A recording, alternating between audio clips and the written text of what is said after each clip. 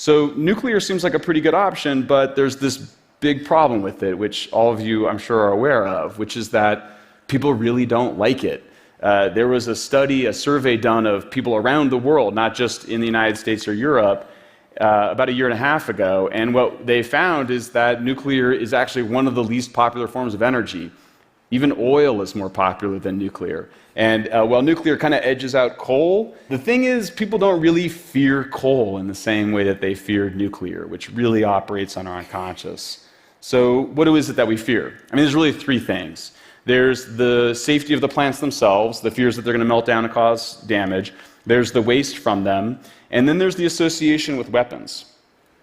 And I think, understandably, engineers look at those concerns and they want to look for technological fixes. I mean, that's why Bill Gates is in China developing advanced reactors. That's why 40 different entrepreneurs are working on this problem. And I myself have been very excited about it. We did a report, How to Make Nuclear Cheap.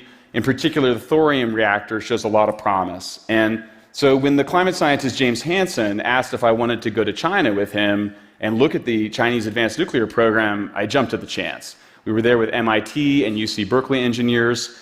And I had in my mind that the Chinese would be able to do with nuclear what they did with so many other things. Just start to crank out small nuclear reactors on assembly lines. You could ship them up like iPhones or MacBooks and send them around the world. I would get one home in Berkeley. But what I found was somewhat different. The presentations were all very exciting and very promising. They have multiple reactors that they're working on.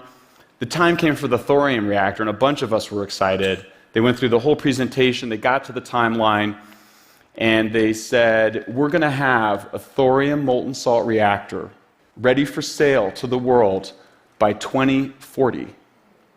And I was like, what? Looked at my colleagues, I was like, excuse me, can you guys speed that up a little bit? Because we're in a little bit of a climate crisis right now, and your cities are really polluted, by the way. And they kind of responded back. They were like, I'm not sure what you've heard about our thorium program, but we don't have a third of our budget, and your Department of Energy hasn't been particularly forthcoming with all that data you guys have on testing reactors. And I said, well, I've got an idea. You know how you got 10 years where you're demonstrating that reactor? Let's just skip that part. And let's just go right to commercializing it. That'll save money and time. And the engineer just looked at me and he said, let me ask you a question. Would you buy a car that had never been demonstrated before? So what about the other reactors?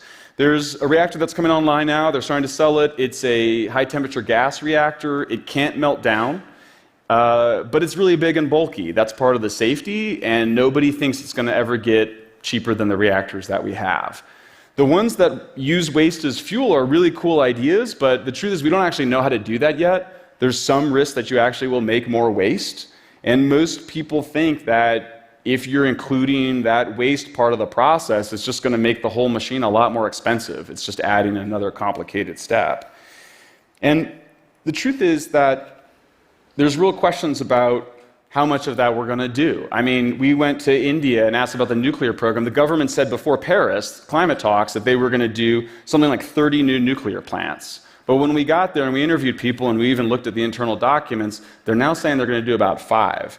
And in most of the world, especially the rich world, they're not talking about building new reactors. We're actually talking about taking reactors down before their lifetimes are over. Germany's actually pressuring its neighbors to do that.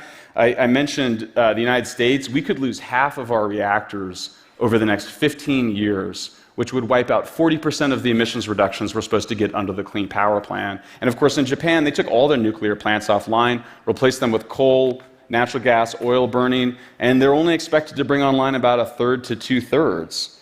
So when we kind of went through the numbers and just added that up, how much nuclear do we see China and India bringing online over the next 15 years? How much do we see at risk of being taken offline?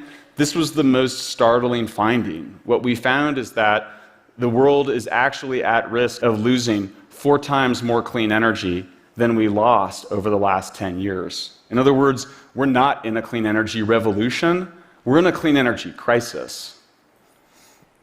So it's understandable that engineers would look for a technical fix to the fears that people have of nuclear. But when you consider that these are big challenges to do, that they're going to take a long time to solve, there's this other issue, which is that are those technical fixes really going to solve people's fears?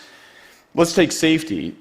Despite what people think, it's hard to figure out how to make nuclear power much safer. I mean, every medical journal that looks at it, this is the most recent study from the British journal Lancet, one of the most respected journals in the world, nuclear is the safest way to make reliable power. Everybody's scared of the accident. So you go look at the accident data, Fukushima, Chernobyl, World Health Organization finds the same thing. The vast majority of harm is caused by people panicking.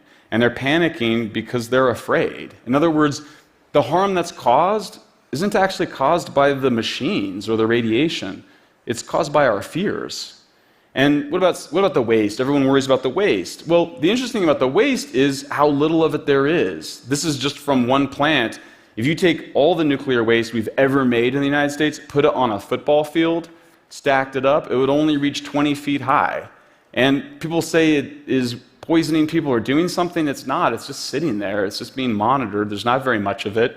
By contrast, the waste that we don't control from energy production, we call it pollution, and it kills 7 million people a year, and it's threatening very serious levels of global warming.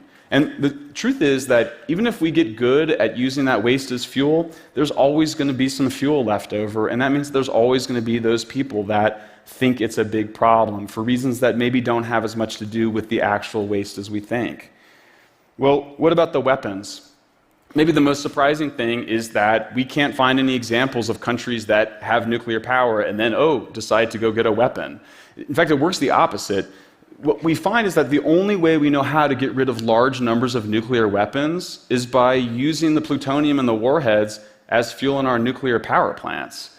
And so if you are wanting to get the world rid of nuclear weapons, then we're going to need a lot more nuclear power.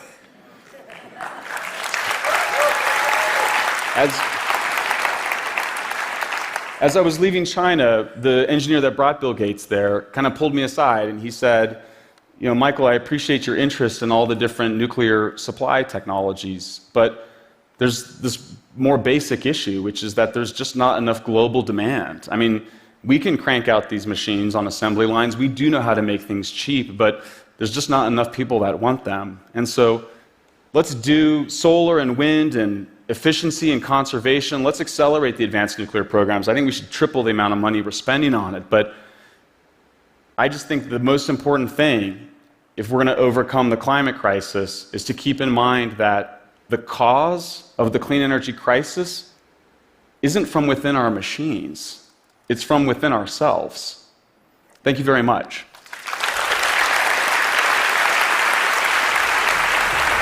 Thank you.